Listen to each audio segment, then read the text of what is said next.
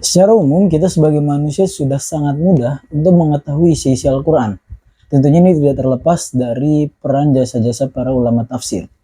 Nah, dalam menafsirkan isi Al-Quran, para ulama tafsir ini menggunakan beberapa metode. Salah satu metodenya akan kita bahas pada video kali ini, yaitu am dan khos.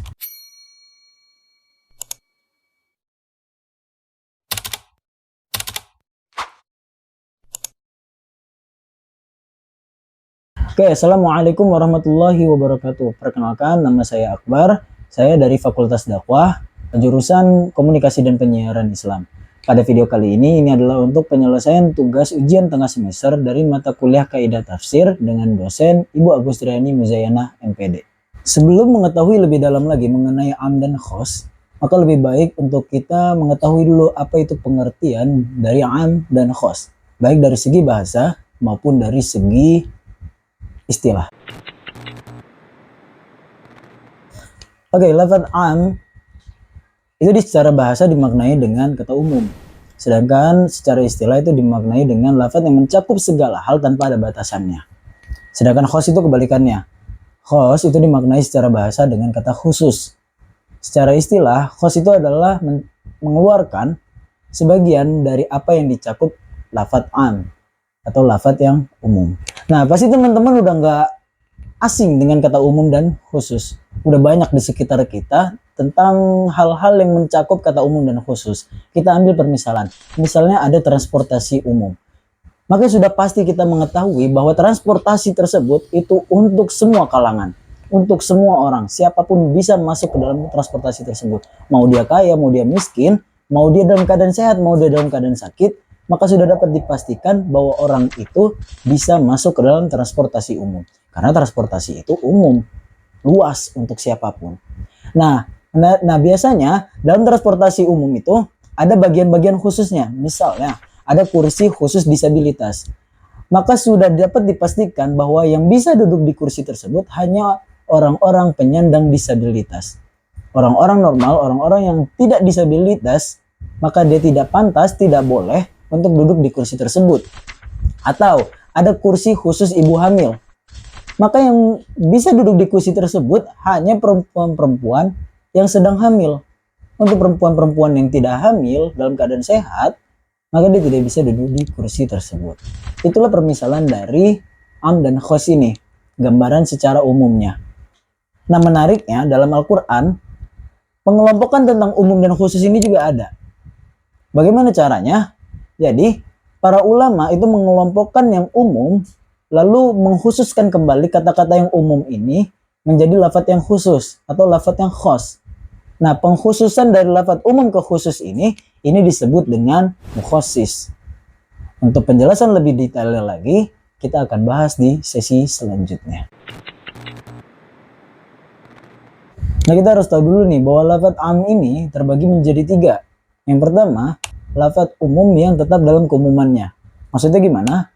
Jadi menurut Al-Qadi Jalaluddin Al-Baqini, ia mengatakan bahwa lafaz yang seperti ini, bahwa lafaz umum yang tetap dalam keumumannya ini sangat susah untuk ditemukan. Mengapa? Karena sudah pasti lafaz yang umum ini ada pengelompokannya atau ada pengkhususannya.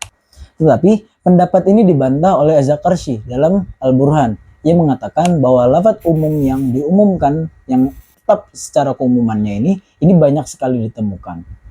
Contohnya, ini ada dalam Quran surat An-Nisa ayat 176. Allah Subhanahu wa taala berfirman, "Wallahu bikulli syai'in alim." Yang artinya, dan Allah mengetahui segala sesuatu. Maksudnya gimana? Jadi dalam lafaz ini Allah ingin memberi tahu kepada kita bahwa Allah Subhanahu wa taala ini mengetahui segala hal.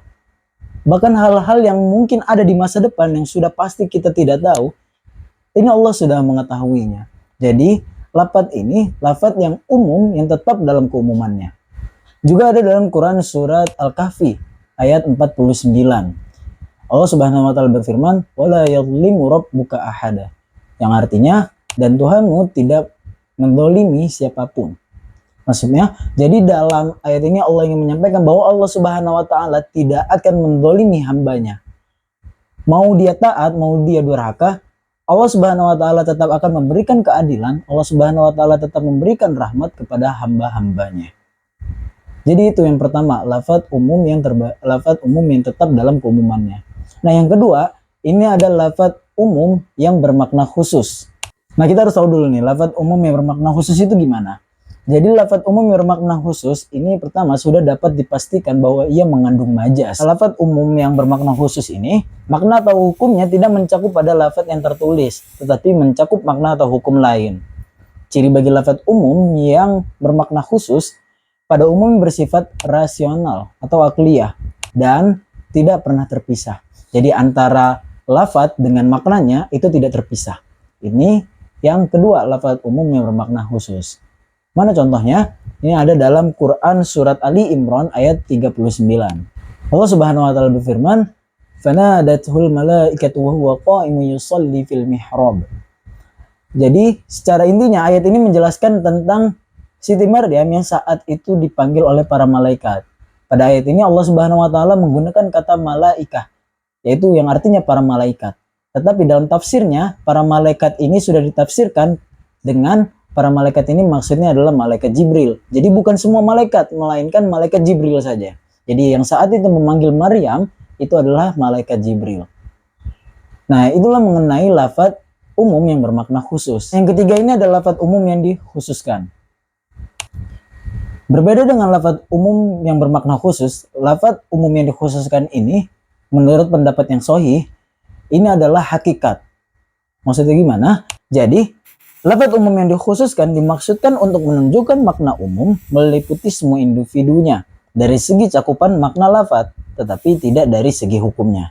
Ciri bagi lafaz umum yang dikhususkan ini bersifat lafziyah dan terkadang itu terpisah.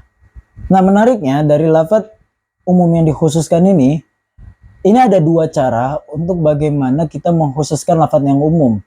Yang pertama itu ada mukhasis muttasil, dan ada juga mukhasis munfasil. Apa itu mukhasis muttasil dan apa itu mukhasis munfasil akan kita bahas pada sesi selanjutnya. Oke, kita akan membahas tentang mukhasis muttasil. Apa itu mukhasis muttasil? Jadi mukhasis muttasil ini adalah maksudnya antara lafaz yang umum dan lafaz yang khusus ini berada dalam satu ayat atau berada pada ayat yang berurutan. Jadi dia tersambung. Muttasil itu artinya bersambung. Nah, ini ada beberapa jenis. Yang pertama, ini ada istisna atau pengecualian dalam Al-Quran, yaitu dalam Quran surat Al-Asr ayat 2 dan 3. Pada ayat ini Allah Subhanahu wa taala menjelaskan tentang orang-orang yang rugi. Jadi Allah mengatakan innal insana lafi khusrin. Sesungguhnya semua manusia itu berada dalam kerugian. Tapi pada ayat selanjutnya, pada Quran surat Al-Asr ayat 3, ayat selanjutnya, ini Allah Subhanahu wa taala memberikan pengecualian. Allah Subhanahu wa taala mengecualikan dari orang-orang yang rugi itu adalah orang-orang yang beriman dan orang-orang yang saling mengingatkan kebaikan dan saling mengingatkan tentang kesabaran. Jadi orang-orang yang beriman dan saling mengingatkan itu orang-orang yang tidak masuk dalam cakupan orang-orang yang rugi ini. Yang kedua, yaitu menjadi sifat. Ini dalam Quran surat Al-An'am ayat 145. Pada ayat ini Allah Subhanahu wa taala memberikan larangan untuk kita memakan beberapa hal, salah satunya darah. Tetapi pada kalimat selanjutnya Allah Subhanahu wa taala memberikan secara khusus tentang darah yang tidak boleh dimakan, yaitu darah yang mengalir. Jadi, untuk darah yang tidak mengalir tentu boleh-boleh saja untuk dimakan. Nah, yang ketiga, ini ada menjadi syarat, yaitu contohnya dalam Quran surat Al-Baqarah ayat 180. Pada ayat ini Allah Subhanahu wa taala memerintahkan untuk orang yang hendak wafat atau orang-orang yang hendak meninggal itu untuk memberikan wasiat. Tetapi pada ayat ini Allah Subhanahu wa taala memberikan pengkhususan tentang siapa saja orang-orang yang wajib untuk memberikan wasiat. Jadi ada syaratnya. Jadi syaratnya itu adalah orang-orang ini harus meninggalkan harta. Jadi untuk orang-orang yang hendak wafat tapi tidak meninggalkan harta, tentu dia tidak memiliki kewajiban untuk berwasiat. Nah, yang keempat ini sebagai ghoyah atau batas sesuatu. Ini ada dalam Quran surat Al-Baqarah ayat 222. Jadi pada ayat ini Allah Subhanahu wa taala memerintahkan para suami untuk menjauhi istri-istrinya ketika mereka sedang haid. Nah, pada ayat ini Allah Subhanahu wa taala memberikan pengkhususan tentang batas kapan para suami untuk dapat mendekati istrinya lagi. Jadi pada ayat ini Allah Subhanahu wa taala memberikan batas, yaitu sampai mereka dalam keadaan suci. Yang kelima, yang terakhir, ini sebagai badal ba'd min kul, pengganti sebagian dari keseluruhan. Nah, ini ada dalam Quran surat Ali Imran ayat 97. Pada ayat ini Allah Subhanahu wa taala memerintahkan seluruh manusia untuk melaksanakan haji. Jadi Allah Subhanahu wa taala menggunakan kata an-nasu. An-nasu ini berarti seluruh manusia. Tentu ketika seluruh manusia ini wajib berhaji, ada rasa berat untuk menjalankan syariat itu. Untungnya pada ayat ini Allah Subhanahu wa taala memberikan pengkhususan tentang siapa saja orang-orang yang wajib haji, yaitu orang-orang yang mampu melaksanakannya. Nah, yang selanjutnya ini ada mukhasis munfasil. Apa maksudnya? Jadi mukhasis munfasil ini adalah antara lafadz umum dan lafadz yang khusus ini terpisah. Jadi bisa antara lafadz umumnya ini ada di Al-Quran dan lafadz umumnya ini ada di ayat yang lain, atau berada di hadis, atau berada di ijma, atau berada di qiyas. Jadi bisa Al-Quran dengan Al-Quran, bisa Al-Quran dengan hadis, bisa Al-Quran dengan ijma, dan juga bisa Al-Quran dengan qiyas. Mengenai mukhasis munfasil, ini contohnya banyak sekali di dalam Al-Quran. Misalnya ini ada dalam Quran surat Al-Baqarah ayat 228. Nah, pada ayat ini Allah Subhanahu wa taala memerintahkan kepada para istri untuk menahan diri mereka selama 3 kali quru, yaitu istri-istri yang diceraikan. Nah, tetapi tidak dijelaskan tentang kondisi bagaimana yang wajib untuk menahan diri. Karena itu ditaksis dengan Quran surat At-Tolaq ayat 4. Pada ayat ini Allah Subhanahu wa taala menjelaskan bagi para istri yang diceraikan namun belum disetubuhi oleh suaminya, maka mereka tidak memiliki kewajiban untuk menahan diri. Dan ada juga dalam taksisnya itu dalam Quran surat Al-Ahzab ayat 49. Pada ayat ini Allah menjelaskan bahwa istri-istri yang diwajibkan dalam keadaan hamil, mereka wajib menahan diri mereka sampai mereka melahirkan. Jadi tidak perlu untuk menunggu sampai 3 kali quru. Nah, contoh lain ini ada dalam Quran surat Al-Baqarah ayat 275. Pada ayat ini Allah Subhanahu wa taala menghalalkan jual beli dan mengharamkan riba. Tapi tidak dijelaskan jual beli apa saja yang halal, atau emang semua jual beli itu halal. Nah, ayat ini ditaksis oleh sejumlah hadis, antara lain itu ada dalam Sahih Bukhari dari Ibnu Umar. Ia berkata bahwa Rasulullah SAW melarang jual beli air mani kuda jantan. Dalam hadis lain dalam Sahihain dari Ibnu Umar juga ia berkata bahwa Rasulullah SAW melarang jual beli janin binatang yang masih dalam kandungan, seperti tradisi orang-orang jahiliyah. Jadi dulu di zaman kaum kafir Quraisy, zaman jahiliyah, ada tradisi mereka menjual beli air mani kuda jantan dan menjual janin binatang yang masih dalam kandungan. Nah, hal ini dilarang oleh Rasulullah SAW. Jadi tidak semua jual beli itu hukumnya halal, ada juga jual beli yang dilarang. Nah, contoh-contoh lain tentang mukhasis munfasil ini banyak sekali dalam Al-Quran. Dan tidak hanya dengan Al-Quran ataupun Al-Quran dengan hadis. Tadi seperti yang sudah saya sampaikan bahwa ada juga Al-Quran dengan ijma dan ada Al-Quran dengan qiyas. Jadi banyak banget tentang mukhasis munfasil ini. Oke, sesi terakhir, sesi kesimpulan. Jadi pada kesimpulannya, yang pertama, am dan khos ini adalah salah satu metode para ulama tafsir dalam menafsirkan isi Al-Quran. Yang kedua, lafadz am adalah lafadz yang bermakna umum, sedangkan lafadz khos adalah lafadz yang bermakna khusus. Yang ketiga, lafadz am sendiri terbagi menjadi 3, seperti yang sudah dijelaskan tadi pada sesi yang kedua.